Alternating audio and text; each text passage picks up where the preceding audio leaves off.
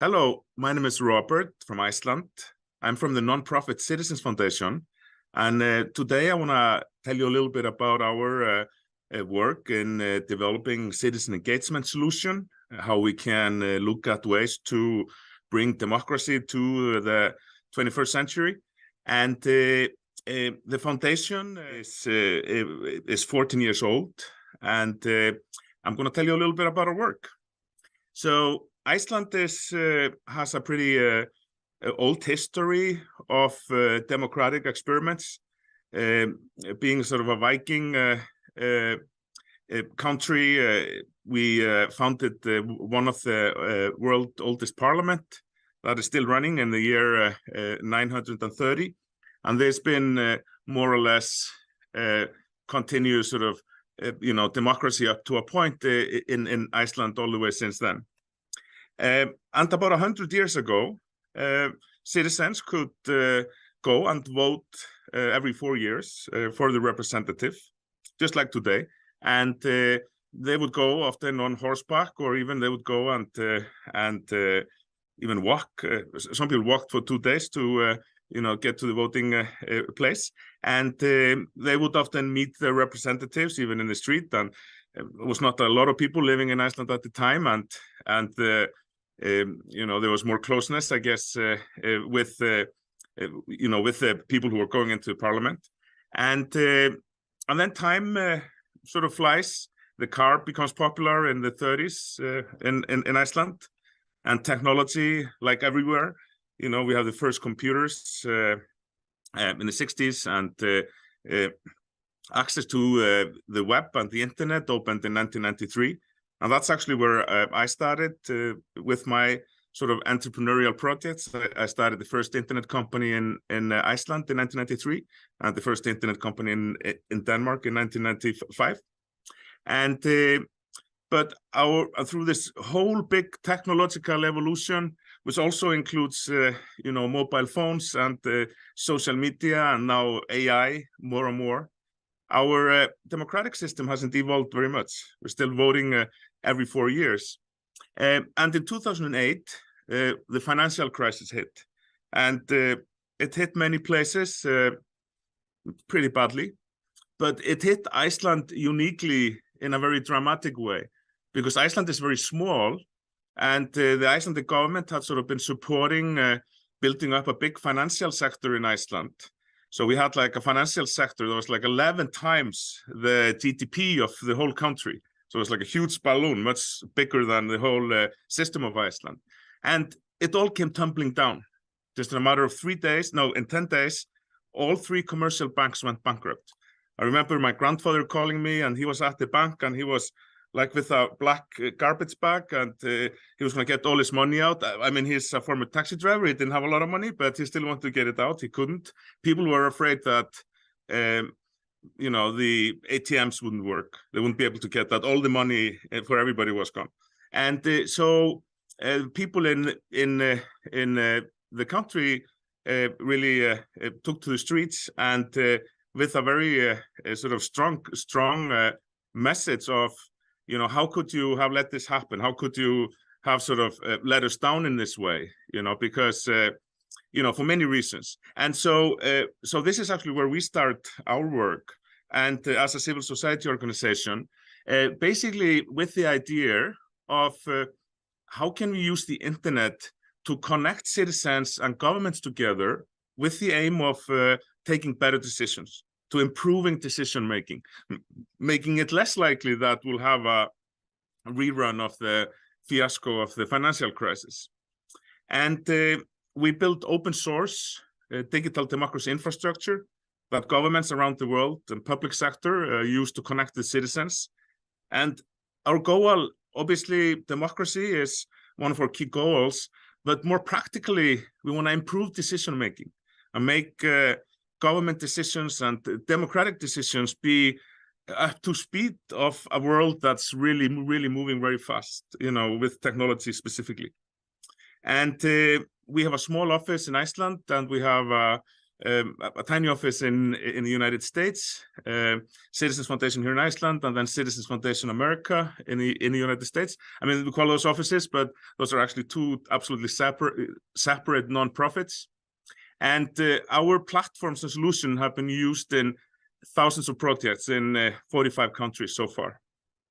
Some of our key partners include City of Reykjavik, Scottish Parliament, City of Vienna, and many, many others. We have many open source solutions that we develop.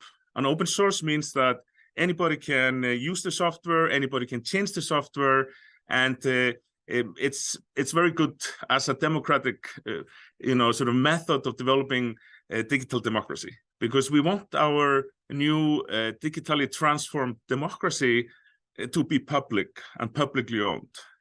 That's really important in terms of how do we increase trust in democracy, and our belief is that it should be as much publicly owned, and open source is a great solution for that. It means that anybody can review the source code, if it's a voting system, whatever. And we have Your Priorities is sort of our main solution, which is all about idea generation and then having a thoughtful deliberation about policies. And I will focus on Your Priorities in this presentation, but we also have Open Active Voting, which is like a gamified budget voting civic education app. We have Open Active Policy, which is sort of what we call a deep policymaking gamification framework, which has been used, for example, to create a game called Make Your Constitution, which helps citizens to understand the process of constitution making. And finally, we have the Common Crawl Scanner, which we can use AI to search for different items that happened on the public internet from 2013 today. But let's focus on Your Priorities. And so it is in its core an innovation platform, and that innovation through ideas and then deliberation. So this story in The Economist caught my attention last year. The missing pandemic innovation boom was saying society have become worse at finding new ideas, translating them into innovations, and then using those innovations. And one of the things that there are many reasons for this, but one of the things that we suspect is not helping is that how we consume most of our media and most of our information today. And I went looking for some good ideas, and yes, there's so many great ideas on social media, but they are like really all from today. Like old ideas that tend to drop down to the bottom, and the business model of social media, and don't get me wrong, I love social media. I use it every day. We use social media to connect with citizens. Love it. But if you want to talk about generating idea, generating innovation, and doing thoughtful deliberation, it's not a really well-designed system for that. And that's mainly because of the business model. The business model is basically to sell as much advertisement as possible. And how do you do that? You prioritize new content. You prioritize that there should always be new content flowing into the platform to sell as much ads as possible. So Your Priorities as a solution to help deal with those problems, and basically to help to take better decisions, build up trust, but it's also combines play and civic work in a meaningful context. Taking part in digital democracy, it should be fun. It should be a joyful experience. It should not be bureaucratic or boring. Because that's just not the way that regular citizens respond to things. And the platform is quite simple in the terms of that citizens can add ideas and points for those ideas. They can sort of like and dislike things. And here you see one example. And this is a project called My Neighborhood, which we've been working on with the City of Reykjavik since 2011, where a part of the budget of the new construction in the city is basically given out to people. And then people come up with ideas on what to build, and then people can have a deliberation about what should be built. Here's another example from our partner, the Scottish Parliament. which have used our Your Priorities platform to engage citizens on many different issues. This is an example of climate change in EU. And governments are more and more seeing the benefits of actually engaging citizens in this sort of a deep, meaningful way, because politicians, like we all are, faced with ever more complex decisions. There's a lot of technological decisions. There's societies are changing in terms of people expectations are changing and so on. And it's all happening very fast. So engaging with citizens in this way really helps to, sort of move information in the places where they are, can be used in a practical way. And this is another project in Iceland on a national level where the government was working on some changes to the constitution, or trying to make some changes to the constitution, and using an online platform, it gives a wide range of citizens the opportunity to take part. And but nothing of this would be very useful if we wouldn't have constructive deliberation. And when we did our first pilot project in 2009, the Citizens Foundation, we got a small grant from the Icelandic Parliament, and we implemented a project called Shadow Parliament, where we were getting laws from the Icelandic Parliament website, and we were giving people the opportunity to comment on them. And in the first evening back there in 2009, we had, some laws about fisheries policy, and we have this horrible personal argument that happens between the participants and about fisheries policy. And they were not even talking about fisheries policies anymore. They were just like, having a go at each other on our website. And I looked at my co-founder, Gunnar Grímsson, and we sort of looked at each other and said, oh, great, we created one more place on the internet for people to argue.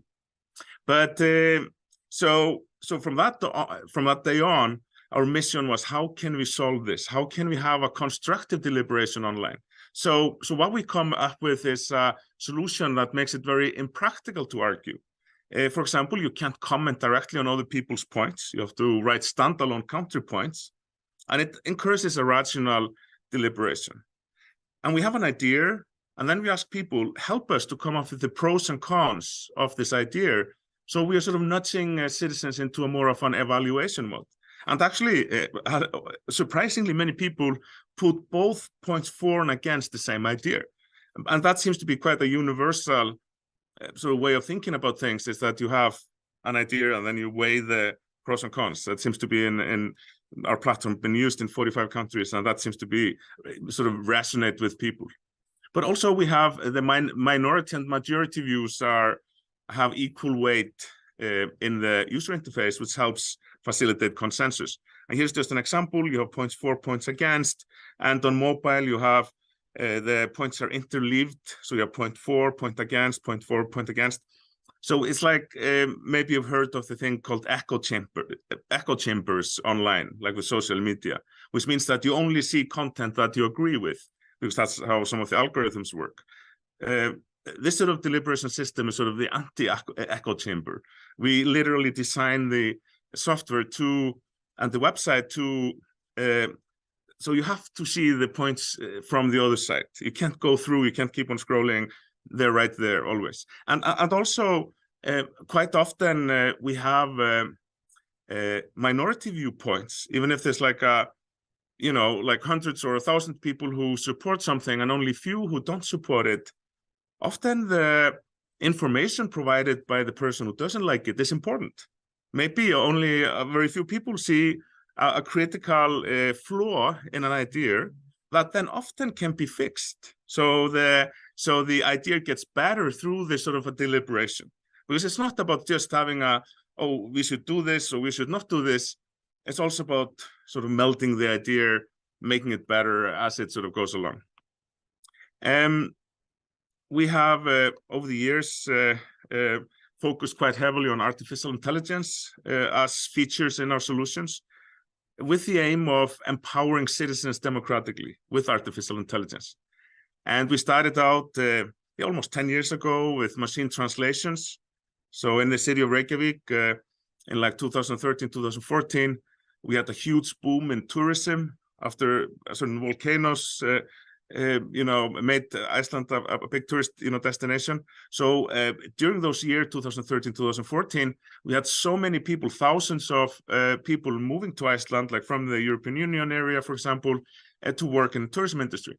And they were all often here for years. So the city thought it was quite important that they could also participate in the local democracy. And obviously, we agree with that.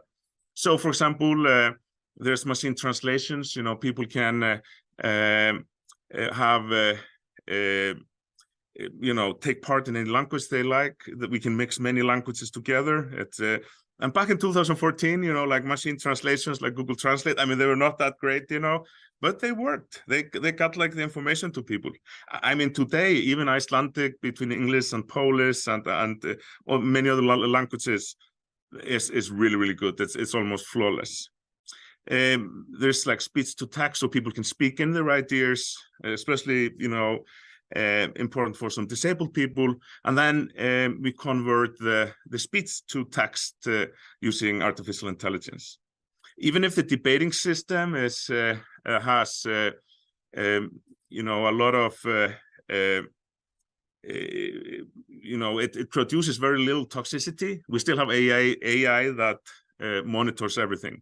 So if there's a personal attack or something like that, then an administrator gets an email and there's like a zero tolerance policy for that. But that happens very rarely due to the design of the debating system. And then we're working on an AI-powered chat system, which you can sort of talk to the information, and that's going to be released next month. So when it comes to governments using your priorities or other platforms like social media to engage with citizens, and so you have the public sector on the left side of this diagram, you have social media in the middle, you have citizens on the right, and you have this ad-driven business model that has the really, really big flaw is that if you want to do something bad, if you want to influence this discussion and you want to influence this in any way, the only thing you need is like bad intentions in your head and then some money, and you can have influence. And this is has been a bit of a whack-a-mole over the years. There was a big article out in The Guardian last week, I believe, about how this is still going on. I mean, people have talked about, potentially this affecting Brexit election cycle when Trump and Hillary were facing each other and so on. But with open source and non-profit business models, you can create those engagement methods quite easily, between citizens and governments. We have a cloud solution that we use, but also governments can install the open source software in their own clouds. And this creates a much more resilient mechanism for influence campaigns and for bad actors, because bad actors have no special, they can't use any money to buy influence in a solution like this. And the decentralized nature of it being that governments can, in different places, can be running different instances. It also makes it more resilient. Our platforms have got really great independent reviews recently. We got the top score of 94% in the 2022 Digital Democracy Report. We were also listed at the top of the list in the OECD guidelines for citizen participation processes, but many other great tools also on those lists. And we are certainly not the only open source non-profit tools available for citizen engagement. There are many other great tools. And just a couple of projects here towards the end. So Better Reykjavik, this was our first big hit, if you like, where we have now over 40,000 users that are registered. And the city uses it for participatory budgeting, like we talked about before, but many other type of projects, policy crowdsourcing, some more funnel-related projects, and so on. This is the front page of the participatory budgeting project, My Neighborhood, and where we have record-breaking numbers every year. This is actually from a couple of years ago. We had 1,300 ideas, and last year we had 1,700 ideas. And I really like this map of ideas. This is like the location of the ideas that citizens put in. because this sort of more or less draws out the boundaries of Reykjavik municipality. So there are ideas everywhere. It's so accessible. The city has used the platform for the Reykjavik city education policy until 2030, for example, and then allowing citizens to join the process of making the new policy in 2 stages. First, at the beginning of the process, to get sort of the high-level views, and then towards the end of the policy-making process to get some details on implementation. And this is very popular and really gave the public a great sort of interface to have real positive impact on the education policy. Obviously, education policies affect us all. And this is our Better Iceland website, where we have now 18 other municipalities, so including all the biggest municipalities in Iceland. So it's now our open solutions are now like population-wide, where over 90% of the population in Iceland has access to citizen engagement through those sort of tools. In Scottish Parliament, they have done many projects using our platforms, just depending on what's happening in the Parliament. City of Vienna uses the platform for all sorts of well, at first this project of participatory budgeting for young people. We do many projects with the World Bank. This is a Romania startup ecosystem project. This is actually our largest project in Kyrgyzstan, which we've been working on with World Bank, where hundreds of thousands of people have taken direct part and logged in to take part from thousands of villages across Kyrgyzstan, basically having a real effect on how World Bank grant money is being used on the ground in those villages. And you can see some of the villages. So it is by far our sort of there's literally tens of thousands of different sort of engagement groups, as a part of this project. And there's a great case study out on peoplepowered.org website, which goes into detail about how this digital platform has boosted participation in Kyrgyzstan. And the health ministry in Kyrgyzstan also is using the platform first to fight COVID disinformation, now for general health engagement. We've done projects in Africa. This one, for example, Multi-City Challenge Africa. And the same, the pros and cons, they're always working very well. It's a project in Sudan, which was called Get Back to School after the first COVID wave, where the platform helped connect the teachers and students and parents and the government together to come up with plans on how to safely restart the school system after the first COVID wave in Sudan. So the key outcomes, basically collective innovation for a more complex world. And we have increased civic knowledge and more public acceptance. People are working together. And what have we learned? So participation must be fun. I mean, you can't, nobody just will participate if it's like it's a huge form that needs to be filled out just with text. It needs to be accessible. The participation needs to be broken into sizable units where people can understand, so when they're taking part, like you can't put like a giant PDF document in front of them and expect them to give you comment on that. You want to break your information into understandable, sort of units of understanding, which is actually a great exercise in any case. And you need to reward citizens by actually using the output and from the participation. So we put a lot of emphasis on our government partners is to do the consultations and the citizen engagement at the right time, where there is actually space for citizens to be able to have an influence, where it matters, where it is helpful, where it actually does have a chance of making better decisions. And communication is key. The attention economy is quite brutal. You have to have realistic marketing budgets. So if people don't know about those projects, they won't participate. That's 100%.